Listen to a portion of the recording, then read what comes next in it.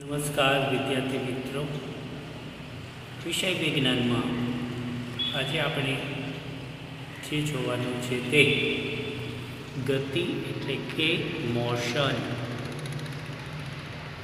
તો મિત્રો, ગતિથી આપણે બધા પરિચિત છીએ. આપણે બધાને ગતિનો અનુભવ પણ છે. એટલે કે ગતિ એ શબ્દ આપણા માટે નવો નથી. તો આજે વિજ્ઞાનના સંદર્ભમાં આપણે જોઈએ તો તેની વ્યાખ્યા અને સમજણ મેળવવા માટે થઈને આજે આપણે વિજ્ઞાન વિષયમાં ગતિ વિશે વધારે માહિતી મેળવીશું. આ વિડીયો જ્યારે તમારા સુધી પહોંચશે ત્યારે એક ફોટો પાડીને પણ તમને સાથે મોકલવામાં આવશે, જેથી કરીને તમે લખી શકો. એ વાંચી લીધા પછી આ વિડીયો તમારે નિહાળવાનો છે, સમજવાનો છે. તો ચાલો શરૂ કરીએ. વિષય વિજ્ઞાન ગતિ. મિત્રો, જ્યારે કોઈ એક પદાર્થ બીજા કોઈ પદાર્થની સાપેક્ષે સમય સાથે, યાદ રાખજો, એક પદાર્થ, બીજો પદાર્થ અને સમય, એમ ત્રણ શબ્દોથી આપણે આગળ ચાલીએ છીએ.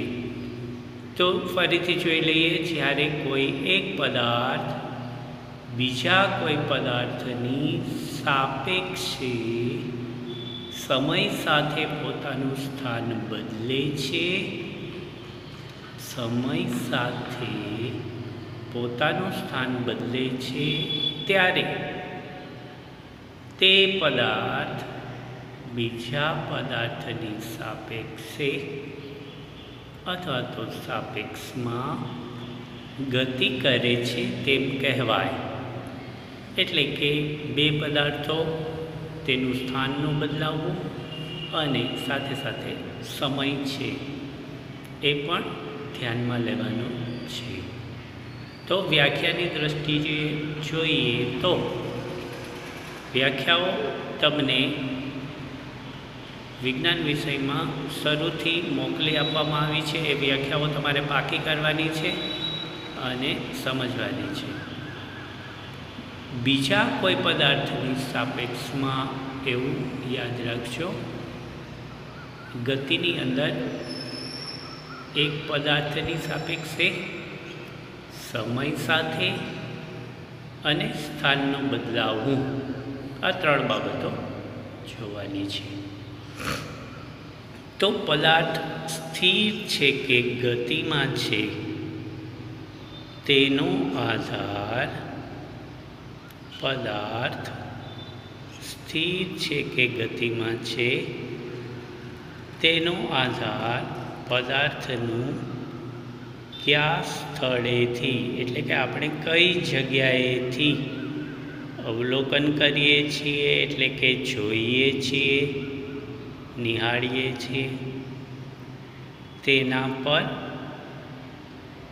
રહેલો છે. જે દર્શાવે છે કે ગતિ એક સાપેક્ષ ખ્યાલ છે.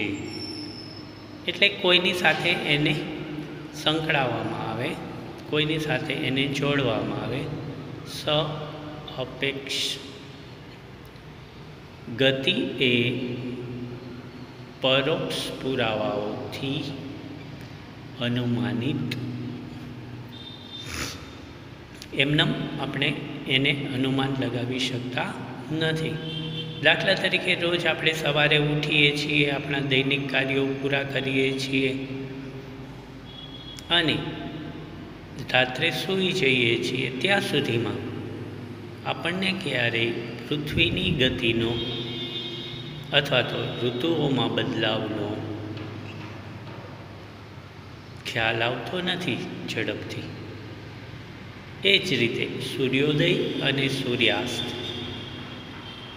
અંધારિયું અને અજવાળિયું, એટલે કે હાલના સંજોગોમાં જોઈએ તો આપણે એટલા બધા વ્યસ્ત થઈ ગયા છીએ કે રાત્રે આકાશ દર્શન પણ કરતા નથી. સમજી શકાય કે ચોમાસાના સમયમાં વાદળાઓથી આકાશ ઘેરાયેલું હોય તો આપણને તારાઓ સ્પષ્ટ દેખાતા નથી.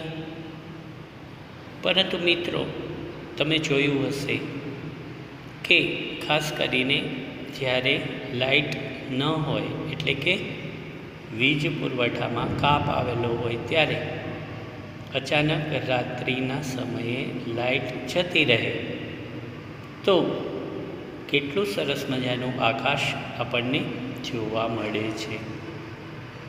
તો આપણે વિજ્ઞાનને સમજવા માટે થઈને આપણી આસપાસ થતા જેટલા પણ બદલાવ છે તેને સમજવાના છે. તો મિત્રો, ફરીથી આપણે વિષયને થોડો વધારે સરળ બનાવવા માટે થઈને સમજીએ તો સૌથી પહેલાં આપણે જોઈએ તો આપણી પૃથ્વી છે એને એક ચંદ્ર પણ છે. વિજ્ઞાનની ભાષામાં કહીએ તો તેનું નામ છે લુના. તો એ ચંદ્ર અને આપણી પૃથ્વીથી આપણે શરૂ કરીએ તો ઘણા બધા ગ્રહો આપણા સૂર્યમંડળમાં છે. તમને બધાને ખબર છે, આપણે સૂર્યમંડળનો અભ્યાસ ધોરણ 5મા 6ઠામાં કરી ગયા છીએ. તો સૂર્યમંડળના ગ્રહોથી આપણે પરિચિત છીએ. તો એ ગ્રહો સાથે સાથે આપણા સૂર્યમંડળમાં ઘણીવાર ધૂમકેતુઓ, ઉલ્કાઓ, એટલે કે આવા અવકાશીય પદાર્થોનો પણ આપણને પરિચય મળે છે. વધારે આગળ જઈએ તો બધા ગ્રહો ભેગા મળીને આપણું સૂર્યમંડળ, જેને આપણે સવારે અને દિવસ દરમિયાન જોઈએ છીએ, તે સૂર્ય પણ એક તારો છે. તો આવા કરોડો સૂર્ય બ્રહ્માંડની અંદર આવેલા છે. તમે બધા એક શ્લોક પણ સાંભળેલો છે, વક્રતુંડ મહાકાય સૂર્ય કોટી એટલે કરોડો, સમપ્રભ એટલે કે એ વિઘ્નહર્તા ગણપતિ કરોડો સૂર્ય સમાન પ્રકાશવાન છે. નિર્વિઘ્નમ કુરુ મે દેવ સર્વકાર્યેષુ સર્વદા, એવો શ્લોક આપણે બોલીએ છીએ. તો આપણા ઋષિમુનિઓએ આજથી હજારો વર્ષ પહેલાં પણ સૂર્યમંડળ, આપણી આકાશગંગા, એના વિશે શોધ કરેલી હતી, એના વિશે માહિતી હતી. એ સાબિત થઈ છે. તો સૂર્યમંડળ આવા ઘણા બધા સૂર્યો ભેગા થઈને આકાશગંગા બનાવે છે અને ઘણી બધી આકાશગંગાઓ ભેગી થઈને બ્રહ્માંડનું સર્જનનો ખ્યાલ આપે છે.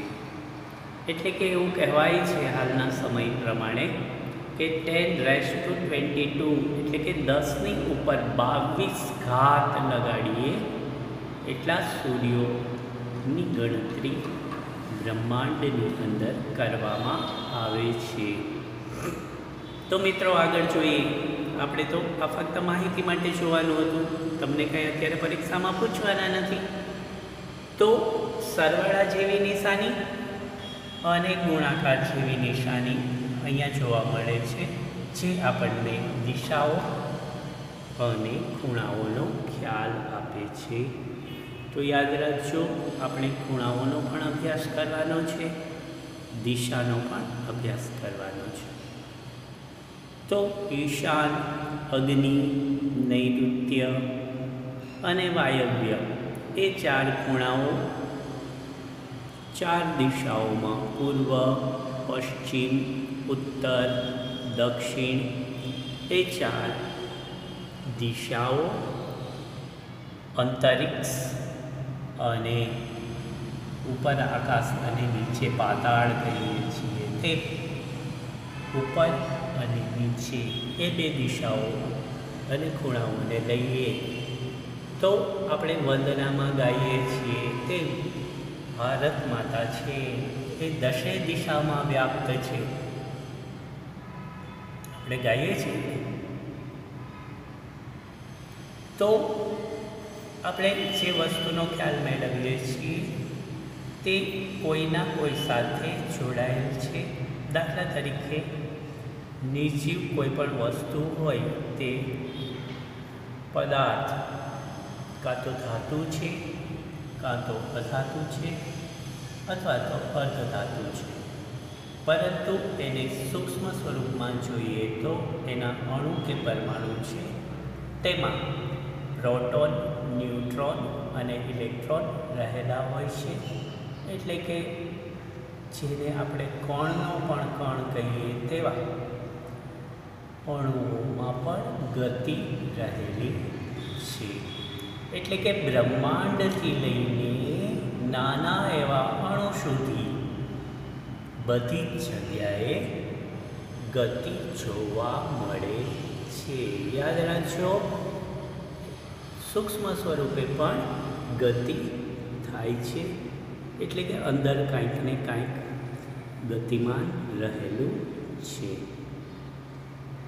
તો મિત્રો, આપણે હવે જોઈએ અમુક વ્યાખ્યાઓ જેની અંદર પથ લંબાઈ અથવા તો અંતર એ શબ્દને આપણે જોઈએ તો સૌથી ઉપર જે છે ત્યાં આપણે જોઈએ તો આપેલ સમયગાળામાં ગતિ કરતા પદાર્થે કાપેલ ગતિપથની, એટલે કે જેના ઉપર એ ગતિ કરી છે, જેના ઉપર એ ચાલેલું છે તે વાહન આપણે કહીએ તો ખાસ કરીને ગતિ માટે આપણે વાહનની વાત કરતા હોઈએ છીએ. મોટરસાઇકલ, સાયકલ, કાર, સ્કૂટર અથવા તો રમતગમતની અંદર પણ ગતિનો અભ્યાસ આપણે કરીએ છીએ. એટલે કે દોડવું, કૂદવું, ફેંકવું, તો એ બધી ક્રિયાઓમાં પણ ગતિ રહેલી છે. આપેલ સમયગાળામાં ગતિ કરતા પદાર્થે કાપેલ ગતિપથની કુલ લંબાઈને અંતર અથવા તો પથ લંબાઈ કહે છે. એટલે કે પથ લંબાઈ હંમેશા ધન મળશે, એટલે કે પોઝિટિવ અંકોમાં મળશે, એ ક્યારેય નેગેટિવ હોતી નથી. તો નોંધમાં જોઈએ તો ગતિ ઉપરની તરફ હોય તો એને આપણે ઉર્ધ્વ ગતિ કહીએ છીએ, નીચેની તરફ હોય તો અધોગતિ કહીએ છીએ. સાથે સાથે આપણે જોઈએ તો આપેલ સમયગાળામાં ચોક્કસ દિશામાં પદાર્થના, યાદ રાખજો, ચોક્કસ સમયગાળાની વાત છે, દિશાની વાત છે, દિશા પણ ચોક્કસ છે, અને સ્થાનમાં થતા ફેરફારને સ્થાનાંતર કહે છે. એટલે કે ડિસ્પ્લેસમેન્ટ અથવા તો ડી આપણે એટલા માટે લીધો છે કે અહીંયા કંઈક શિફ્ટિંગ થાય છે, એક જગ્યાએથી બીજી જગ્યાએ ખસે છે, એટલે એસ અથવા ડી વડે સ્થાનાંતરને દર્શાવવામાં આવે છે. તો સ્થાનાંતર વિશે જોઈએ તો સ્થાનાંતર ધન પણ હોઈ શકે, શૂન્ય પણ હોઈ શકે અને ઋણ પણ હોઈ શકે છે. તો મિત્રો, આપણે વાત જે કરીએ છીએ અત્યારે ગતિ સંદર્ભમાં, તો વિવિધ પ્રકારની ગતિ વિશે આપણે ભણી ગયા છીએ. તો ખાસ કરીને અત્યારે હું જે આ ડિસ્પ્લે પર તમે જુઓ છો તો અહીંયા પણ ગતિનું એક ઉદાહરણ આપણે લઈ શકીએ. કારણ કે હું એક લીટી પરથી 3 લીટી, 5 લીટી, 10 લીટી એમ કરતાં કરતાં આખા બોર્ડને કેમેરામાં કેદ કરી રહ્યો છું. સાથે સાથે આપણે બહાર પણ જોઈશું હવે પછી તમે જે દ્રશ્ય જોશો તેની અંદર પણ ઘણી જગ્યાએ ગતિ જોવા મળશે. તો તમારે એ યાદ રાખવાનું છે, સમજવાનું છે કે કઈ કઈ જગ્યાએ ગતિ જોવા મળે છે, સ્થાનાંતર જોવા મળે છે. એ આપણે હવેની વિડીયોમાં નિહાળીશું.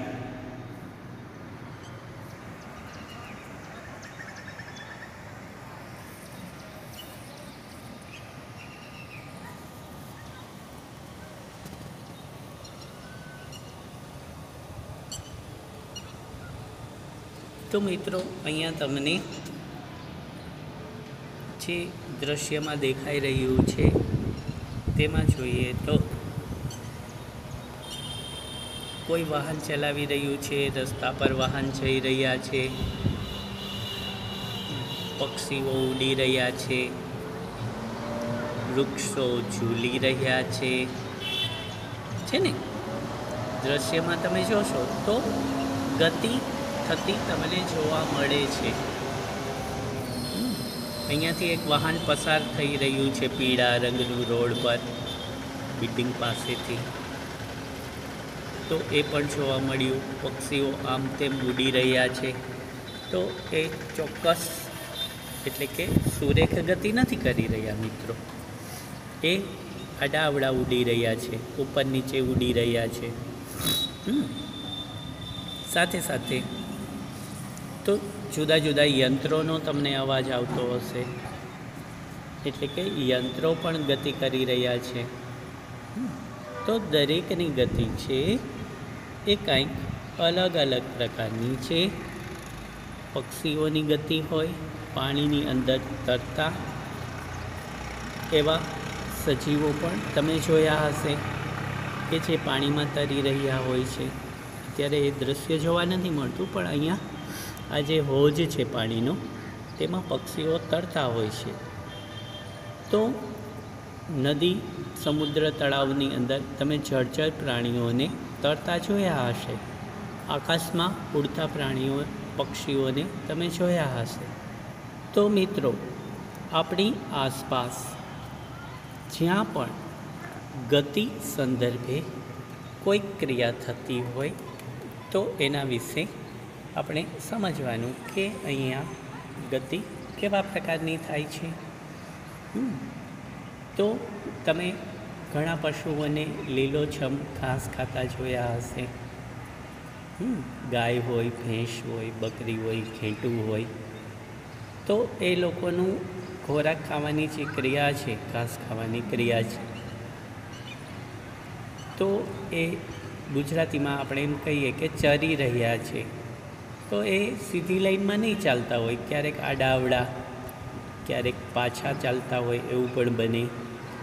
તો ગતિમાં પણ કંઈક એવું જ છે મિત્રો કે ગતિ અલગ અલગ પ્રકારની, લોલકની ગતિ હોય ઘડિયાળના, પંખાની ફરવાની ગતિ હોય. આપણે બધા પંખો ચાલુ કરીએ ત્યાં જોતા હશું કે પાંખિયા છે એ ગોળ ગોળ ફરી રહ્યા છે, પણ પંખો સ્થિર છે. પક્ષીઓ ઉડી રહ્યા હોય છે ને હવામાં, પરંતુ એ પક્ષીઓ છે એ પોતાનું સ્થાન એક જગ્યાએથી બીજી જગ્યાએ અને ચોક્કસ સમયની અંદર એ બદલતા હોય છે. તો આપણે જુદા જુદા પ્રકારની ગતિઓ વિશે જાતે અભ્યાસ કરીશું અને ન સમજાય તેવી જે બાબતો છે, પ્રશ્ન તમને થાય એ પ્રશ્નો તમારે પૂછવાની છૂટ છે. તો ગતિ ઉપર નીચેની હોય, એક દિશાથી બીજી દિશાની હોય, એક ખૂણાથી બીજા ખૂણાની હોય, એમ 10 દિશાની અંદર જે આપણે વંદનાની વાત કરતો હું કે તમે બધાએ માતૃભૂમિ તું અમારી વંદના સ્વીકાર છે ખૂબ જ ગાયેલું છે તમે. તો એની અંદર આપણે 10 દિશાની વાત કરી છે. તો બ્રહ્માંડની અંદર આપણી પૃથ્વી પર દરેક જગ્યાએ આપણે ગતિને ધ્યાનમાં લઈ શકીએ છીએ, પરંતુ ઘણી બધી વસ્તુઓમાં આપણને ગતિનો ખ્યાલ આવતો નથી. તો મિત્રો, આપણે આ વિડીયો જોયા પછી જુદી જુદી જગ્યાએ ગતિની આપણે માહિતી મેળવશું. તો અહીંયાનું એક સુંદર મજાનું આપણા વિદ્યાલયની બાજુનું દૃશ્ય છે એ મેં તમને બતાવ્યું. વૃક્ષો પણ બતાવ્યા, પક્ષીઓ પણ બતાવ્યા, યંત્રો પણ બતાવ્યા. સાથે સાથે અહીંયા નિર્માણ કાર્ય થઈ રહ્યું છે, મકાન બની રહ્યું છે, તો ત્યાં પણ જુદા જુદા યંત્રો દ્વારા કામ ચાલી રહ્યું છે. તો આપણે ગતિ વિશે ઘણું બધું જોયું. હવે તમારી પોતાની સાથે તમારે એવા અન્ય ઉદાહરણો જોવાના છે. અસ્તુ, ફરી મળીશું.